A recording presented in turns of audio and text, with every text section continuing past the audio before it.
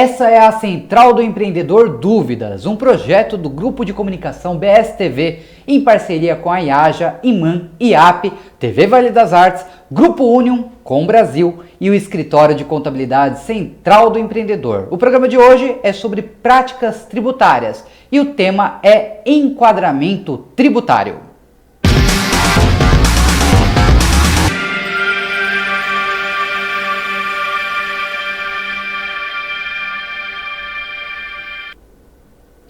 Seja bem-vindo, seja bem-vinda, essa é a Central do Empreendedor Dúvidas, um programa que semana a semana vem trazendo dúvidas tributárias, trabalhistas e empresariais para você poder desenvolver cada vez mais o seu negócio, a sua empresa. Aqui ao meu lado direito está Marcele Marchiori, ela é jornalista e traz todo o programa Dúvidas para você, empreendedor, evoluir cada vez mais conosco. Tudo bem, Marcele? Boa noite. Tudo bem, Eliacom? Boa noite a todos, um prazer novamente estar aqui. E se você está acompanhando os programas desde o comecinho, vai percebendo que o nível vai ficando um pouquinho mais difícil a cada um, mas as perguntas são respondidas da forma mais simples possível.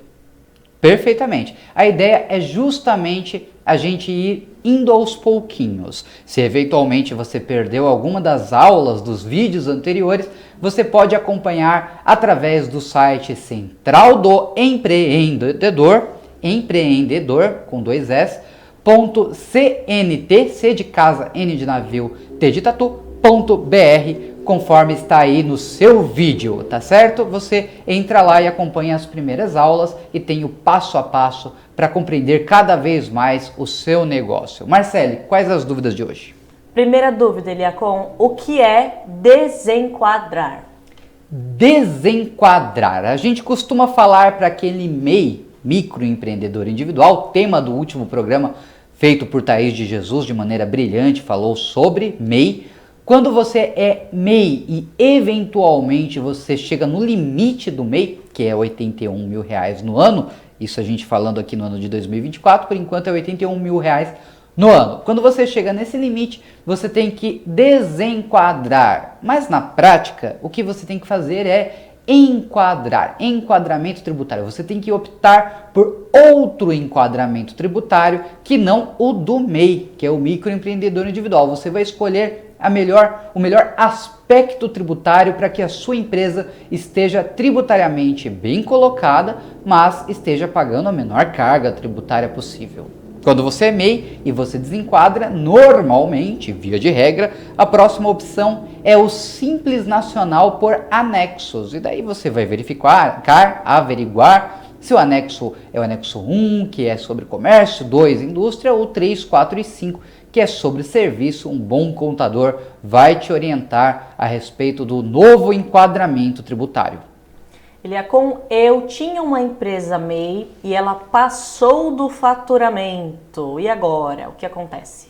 Então, é exatamente esse aspecto que mencionamos. Quando você tem um MEI, que é o exemplo, né? A gente vai pegar do último programa e vai evoluindo para os próximos programas. Quando você tem um MEI, que é aquela empresa simples que você abre ali no portal do empreendedor, não tem necessidade do contador auxiliando, apesar da gente fortemente recomendar que tenha o auxílio de um profissional contábil, mas você não tem obrigação legal de ter um contador auxiliando. Você pode ter o auxílio do Sebrae local. O Sebrae local costuma fazer esse tipo de serviço de auxílio ao MEI. Você tem tudo certinho ali. O MEI, ele tem um limite de faturamento. Esse limite, até pouco tempo atrás, era de R$60 mil no ano, uma média de R$5 mil por mês.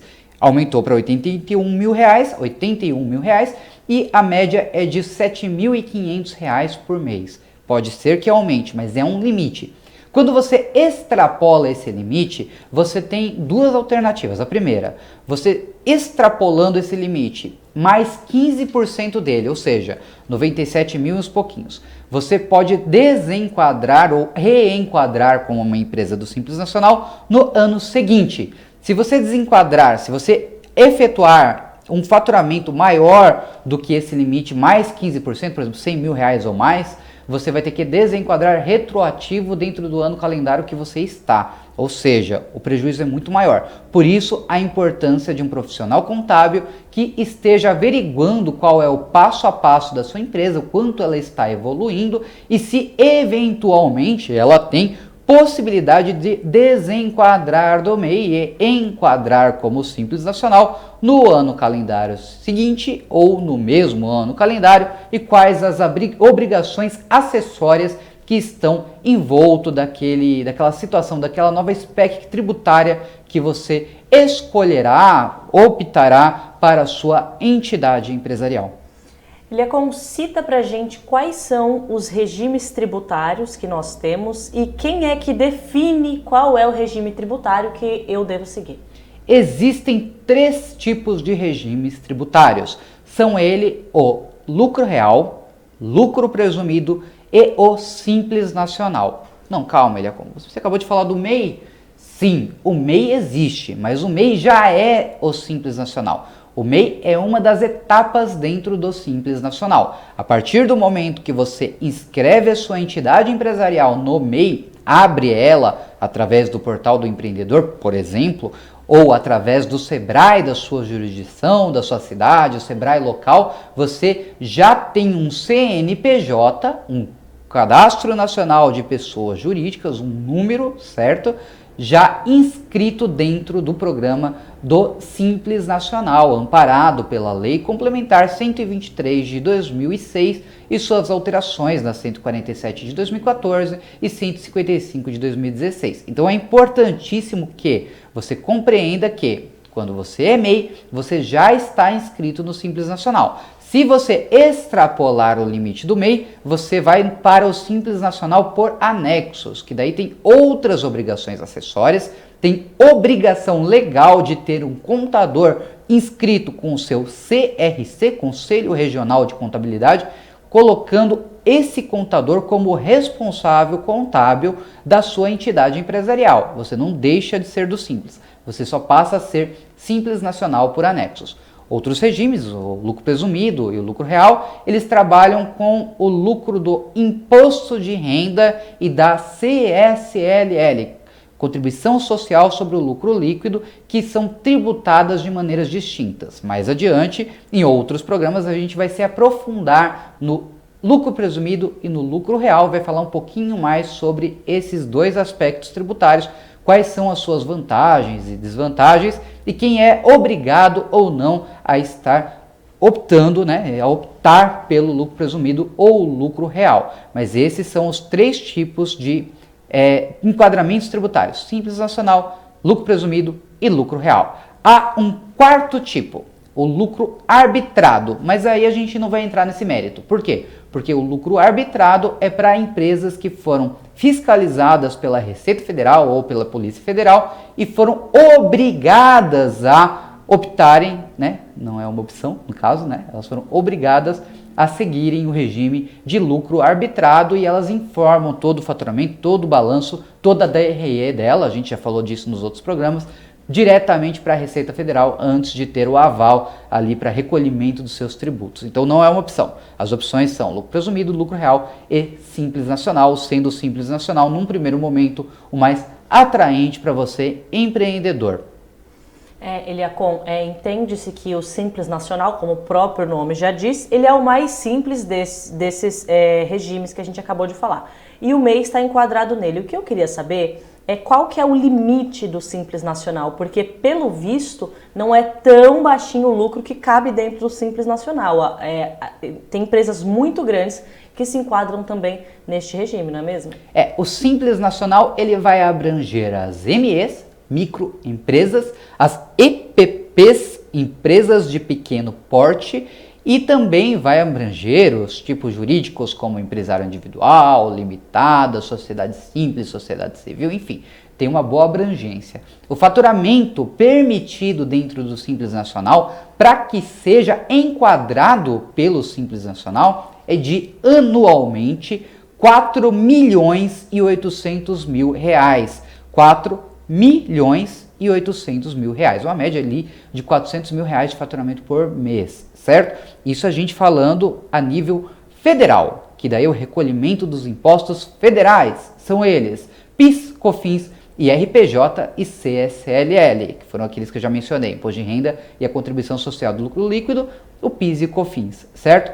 Para impostos municipais e impostos estaduais, o limite do Simples Nacional é de R$ 3.600.000.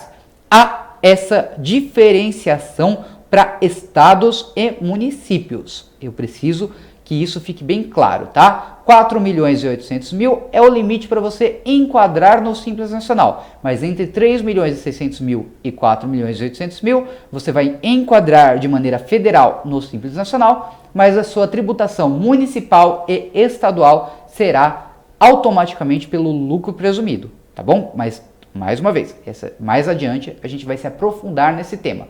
Bom saber que o limite geral do Simples Nacional é R$ 4.800.000. Nós estamos falando do pagamento de muitos impostos. É justo esses impostos que a gente tem que pagar? Essa quantidade de impostos?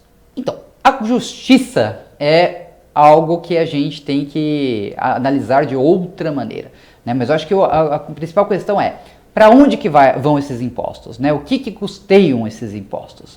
Esses impostos eles foram criados em momentos diferentes da história do Brasil e da história dos municípios e dos estados. Alguns foram criados por leis complementares, outros foram criados por decretos muito antigos, outros por legislações ou regulamentações estaduais ou do Conselho ICMS, que é o Conselho dos Estados. Os estados fazem esse conselho e eles chegam a uma conclusão da cobrança de impostos, como por exemplo o Imposto sobre Circulação de Mercadorias e Serviços, que é o ICMS.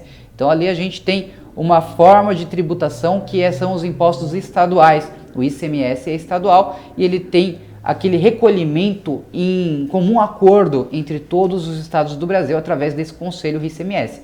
Se é justo ou não, a gente vai ter que realmente ter uma análise política para poder compreender. Mas o PIS e o COFINS são custeios do INSS, o Instituto Nacional da Seguridade Social, da Previdência, da parte ali logística do INSS.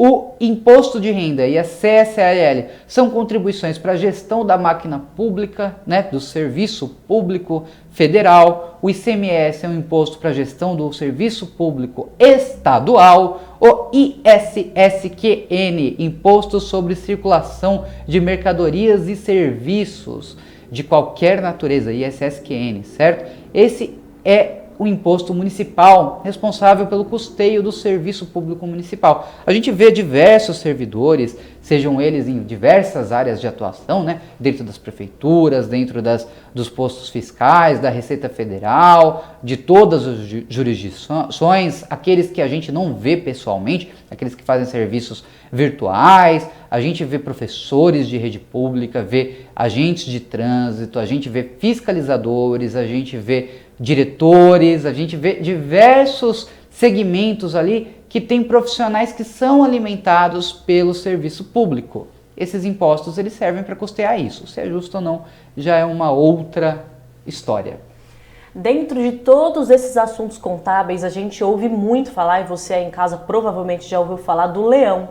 Liacom, explica pra gente o que é o leão, por que a escolha desse animal e por que cuidado com o leão. O leão é um animal feroz. Há diversas lendas, diversos boatos a respeito acerca da figura do leão, né? O mais provável é que realmente seja porque é um animal feroz e que defende a sua tribo, né? A sua manada ali, né? Então o leão ele tem uma característica de se impor, vai defender independente do que for necessário. Então teoricamente foi por isso a escolha da figura do animal leão. O leão é o imposto de renda, né? A gente chama popularmente de leão e a Receita Federal resolveu adotar esse animal como mascote. Um imposto de renda ele pode ser de pessoa física, aquela declaração anual que é executada, ou pode ser também um imposto de fato, que é da pessoa jurídica. Não existe mais a DIPJ, a Declaração do Imposto de Renda da Pessoa Jurídica. Tem muita gente que vem falar, não preciso que o contador faça o imposto de renda da minha empresa. Não existe, certo? Mas existe o tributo imposto de renda. Existem outras diversas declarações que entregam, né, DCTF, EFD, ECF, são diversas declarações ali que entregam informações acerca do imposto de renda, mas o imposto de renda é um tributo que é recolhido. E para você ter a melhor forma de recolhimento dos seus impostos, você ter uma assessoria contábil completa necessária para a sua entidade empresarial que trabalhe bem com você, empreendedor em todo o território nacional, você precisa conhecer com urgência a Central do Empreendedor. A Central do Empreendedor é uma contabilidade de verdade, uma contabilidade com uma gestão de A a Z, com um foco na gestão contábil da sua entidade empresarial, da sua instituição, não importa que lugar do Brasil você esteja falando, você vai ter ali a melhor gestão contábil para a sua entidade empresarial, o melhor enquadramento tributário, que é o tema que estamos tratando nesse programa, para a sua empresa, conversando com pessoas de verdade, nada de robôs, nada daquele negócio de ficar mandando mensagem e tendo respostas automáticas eletrônicas. Não, ali é gente de verdade que vai lhe atender muito bem e vai trabalhar muito bem com você, empresário, fazendo o seu negócio crescer, evoluir cada vez mais. E você contata a Central do Empreendedor através do DDD 13, número 997544635 ou do WhatsApp que está aí no seu vídeo. Você manda um WhatsApp e a Central do Empreendedor vai te atender muito bem. Ou através do QR Code que também está aí na sua tela. Aponta o celular para a tela que você terá o melhor atendimento para a sua entidade empresarial em qualquer lugar do Brasil. Também temos o site centraldoempreendedor.cnt.br. Essa é a Central do Empreendedor. Voltando, Marcele, próxima pergunta. Próxima pergunta, para você que não assistiu o último programa, eu vou deixar só uma palhinha do que aconteceu. A Thaís explicou pra gente que uma pessoa não pode ter mais de um MEI. E dentro desta resposta, eu quero saber o seguinte: e se eu abrir vários MEIs em nome de parentes? Dá para fazer isso? O que você está fazendo, na verdade, de certa forma, é uma sonegação de informação.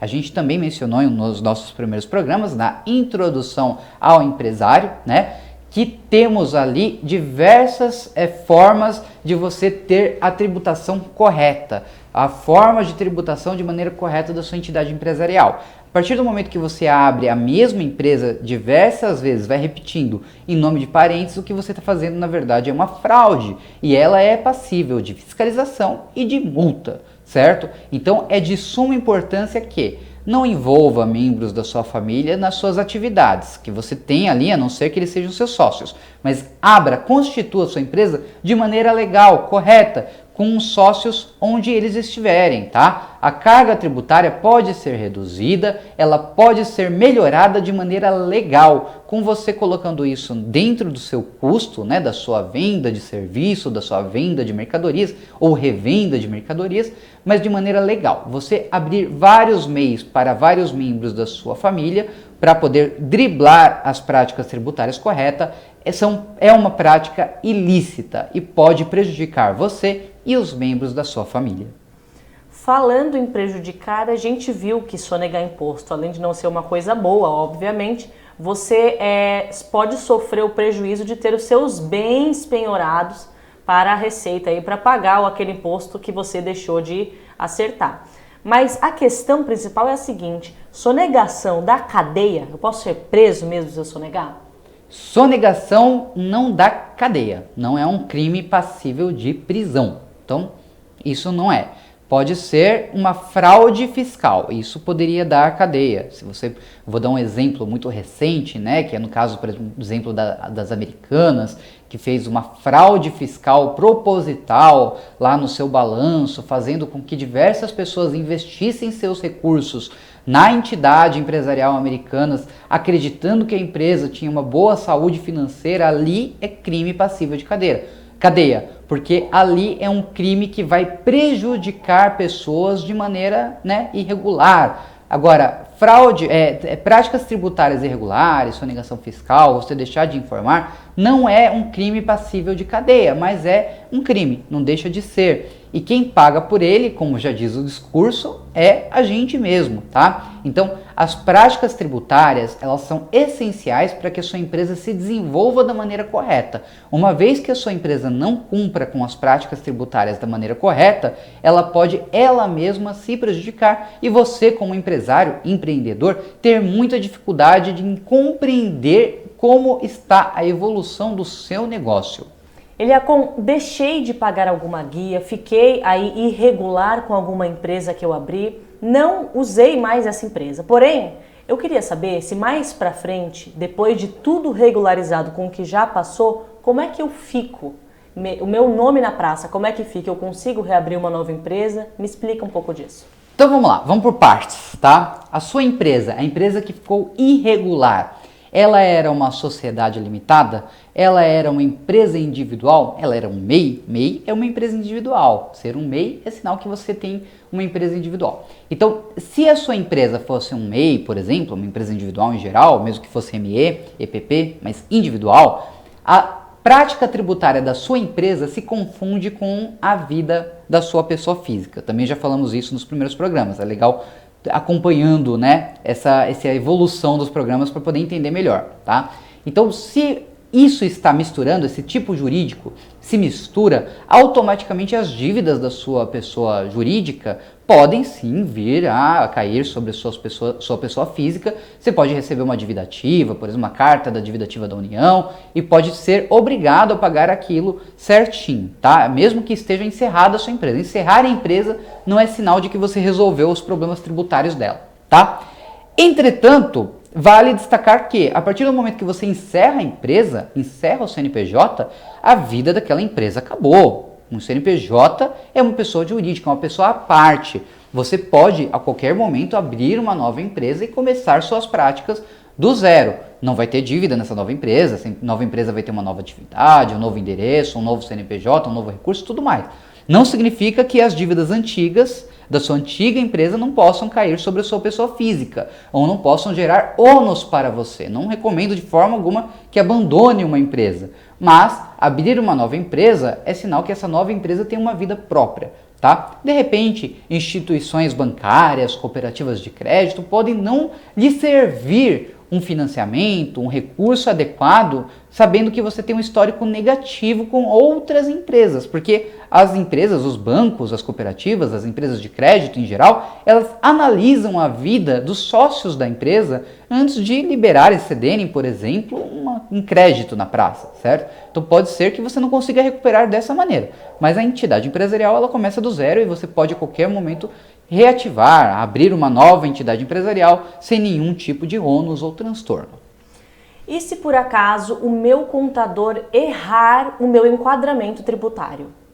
Se o seu contador errar o seu enquadramento tributário, você vai pagar mais impostos do que o que deveria, vai ter mais dívidas do que o que deveria e você, de repente, vai ter mais obrigações acessórias a serem entregues do que deveria, correndo o risco, já que o contador errou o enquadramento tributário, dele também esquecer a entrega de alguma obrigação acessória, certo? O ideal é você procurar uma contabilidade de confiança na sua região ou de maneira virtual, se quiser ter um acesso a uma contabilidade de verdade de maneira virtual, entrar em contato com a Central do Empreendedor através do site que está no seu vídeo.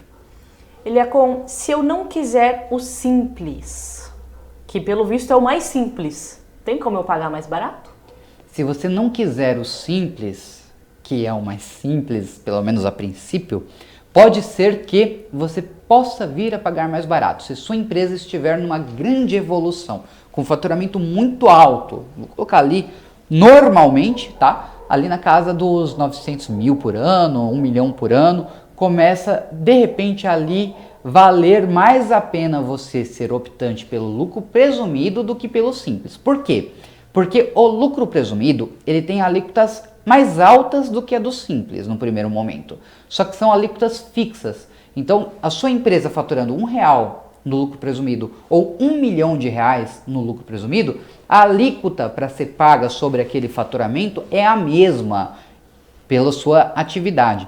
No simples, não. a tributação começa muito baixinha, começa a partir de 2, qualquer coisa por cento, certo? Se a sua empresa não tiver, por exemplo, substituição tributária, se tiver substituição tributária sobre os seus produtos, se tiver tributação de monofásica de PIS e COFINS sobre os seus produtos, pode ser só 2%, 2 e pouquinho por cento de tributo sobre o seu faturamento.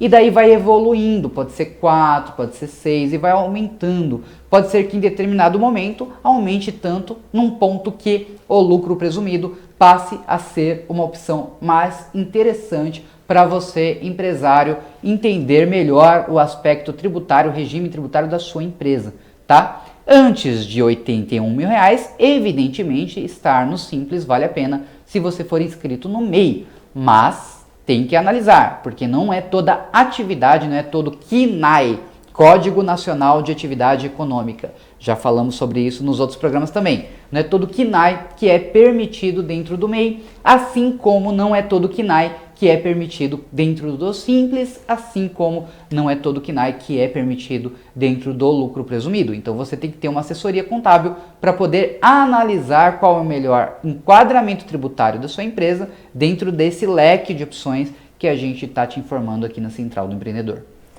Por que é que eu tenho que declarar na pessoa física se eu pago imposto pela jurídica?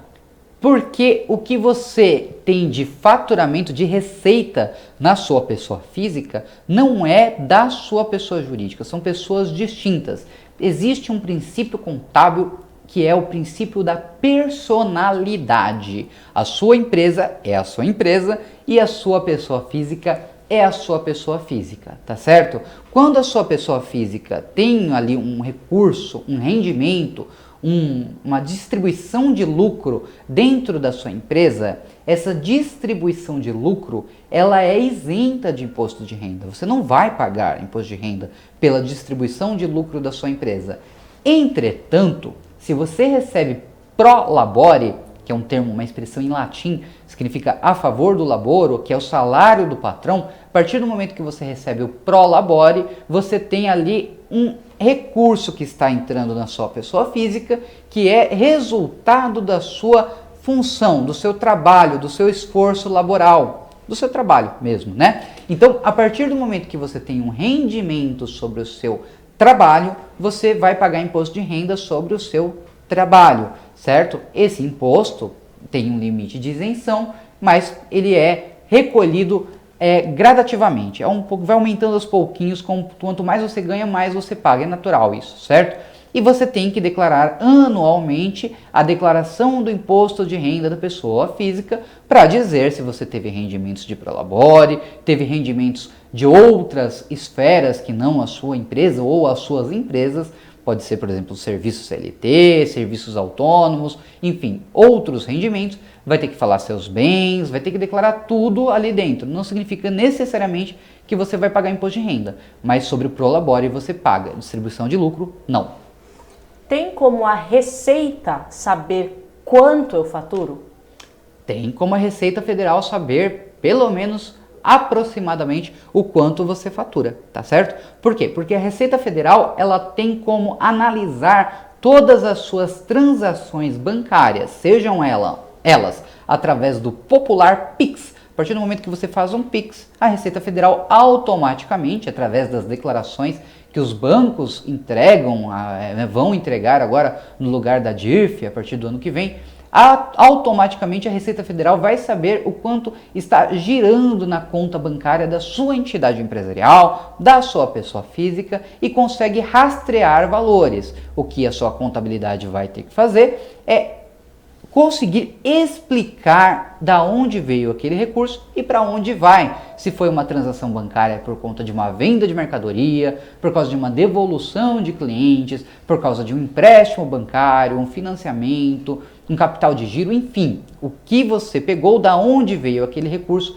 por que ele está sendo aportado na sua conta bancária e se eventualmente é um faturamento, por que você não tributou, por que você não pagou um tributo por aquilo, por que você não emitiu uma nota fiscal e não pagou, não recolheu os tributos pertinentes àquele faturamento. Por isso a importância de uma boa assessoria contábil e por isso a importância da Central do Empreendedor aqui na sua BSTV, na Com Brasil, nessa parceria tão linda que estamos fazendo para poder incentivar cada vez mais o empreendedorismo. Continue ligado nos nossos programas, acompanhe também as nossas páginas pela internet, no centraldoempreendedor.cnt.br e fique ligado para evoluir cada vez mais como empreendedor e empresário. Muito obrigado pelo carinho da sua audiência.